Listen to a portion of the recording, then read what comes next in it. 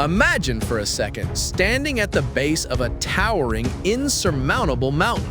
You look up and the peak is hidden behind dark, terrifying clouds.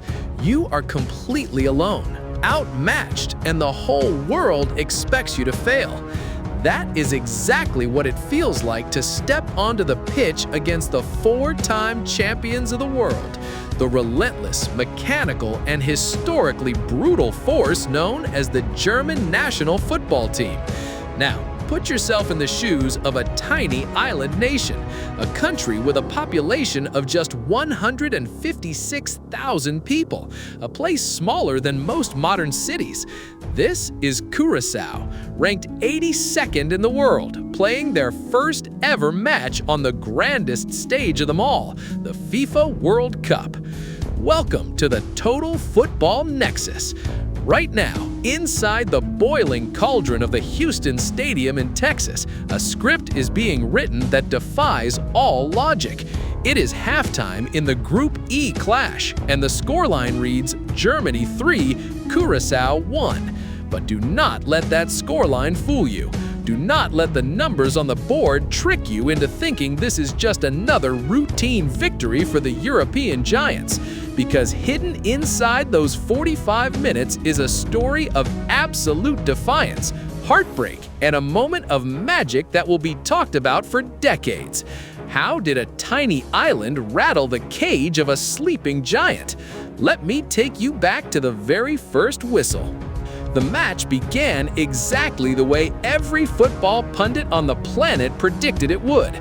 Germany came out like a pack of starving wolves. They dominated the possession. They smothered the midfield. They did not just want to win, they wanted to send a terrifying message to the rest of the world. And it took them exactly 5 minutes to strike blood. Just 5 minutes. Florian Wirtz, with the vision of a seasoned chess grandmaster, picked out a pass that seemed to slice through the very fabric of space and time. The ball found Felix Nmecha. Without a moment of hesitation, Nmecha unleashed a devastating strike. The net bulged, 1-0 to Germany. The crowd roared. It felt inevitable. Everyone watching around the world collectively sighed, thinking we were about to witness an absolute massacre. We were waiting for a 6 or 7 goal demolition. But football is a beautifully cruel game, is it not? It toys with your expectations, because what happened 15 minutes later completely shattered the reality of the World Cup. It is the 20th minute. Curacao has barely touched the ball. They are defending for their lives, throwing their bodies in front of every German attack. And then a fleeting moment of transition. The ball falls to Livano Comenencia. He's only 22 years old, a young boy carrying the weight of an entire island on his shoulders. He looks up.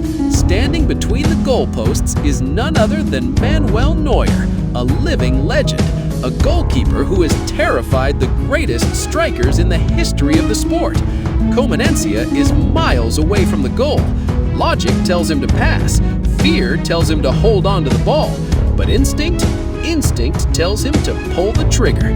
He unleashes a monstrous long-range strike. The stadium goes completely silent. The ball travels through the humid Texas air like a heat-seeking missile. Neuer dives, stretching every sinew of his veteran body, but he is beaten. The ball smashes into the back of the net. Goal!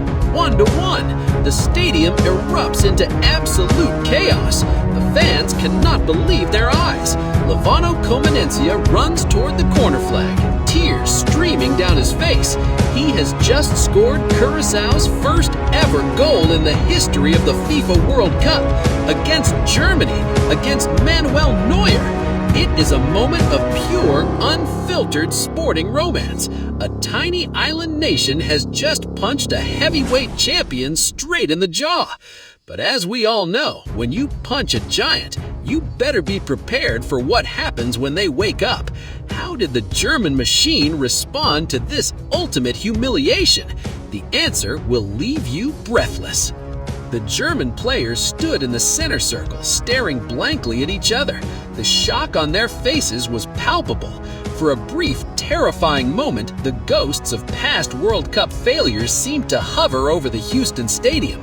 But the hallmark of a true champion is not how they celebrate a victory, but how they react to a sudden, violent setback. The German machine did not panic.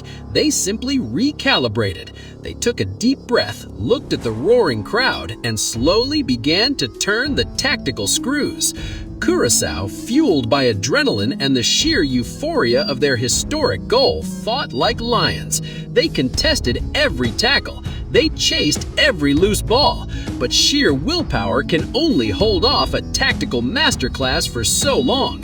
As the clock ticked toward the 38th minute, the pressure became absolutely suffocating. Germany won a corner kick. The tension in the penalty box was thick enough to cut with a knife.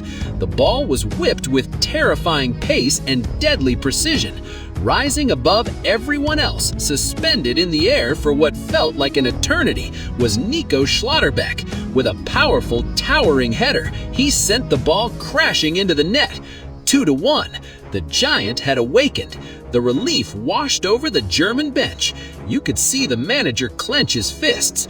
Order had been restored to the universe. But Germany was not finished. They knew that a one-goal lead against a team playing with the fire of destiny was incredibly dangerous. They needed to crush the rebellion entirely before the halftime whistle blew. And so, the relentless assault continued into the dying seconds of the first half. It's the 45th minute. Felix Nmecha, the man who started the scoring, orchestrates a blazing run straight into the heart of the Curacao penalty area. The defenders, exhausted from chasing shadows for nearly an entire half, are a fraction of a second too late. A clumsy tackle, a piercing blast of the referee's whistle. Penalty. The stadium holds its breath once again. Stepping up to the spot is Kai Havertz. The pressure on a penalty taker in a World Cup is psychological torture. The goal looks smaller. The goalkeeper looks bigger. The noise of the crowd fades into a deafening, ringing silence. But Havertz has ice water flowing through his veins. He takes a slow, deliberate run-up. He waits for the keeper to commit, and with devastating calmness, he slots the ball home. Go! 3-1. The referee blows the whistle for halftime. The Curacao players collapse on the grass, completely drained. They have given everything. They have made history, but they are also learning a brutal lesson about the ruthless efficiency of elite football. The second half is about to begin, and anything can happen in this beautiful game. To truly understand the psychological warfare behind this match and how tiny nations prepare their minds to face such impossible odds, you need to read the description below. I have laid out a fascinating story there about a massive mountain and the strange mental exercise the Curacao team used before this game. There are no links, there are no shortcuts, just pure football truth waiting for you in the text. Go read the description right now, and I will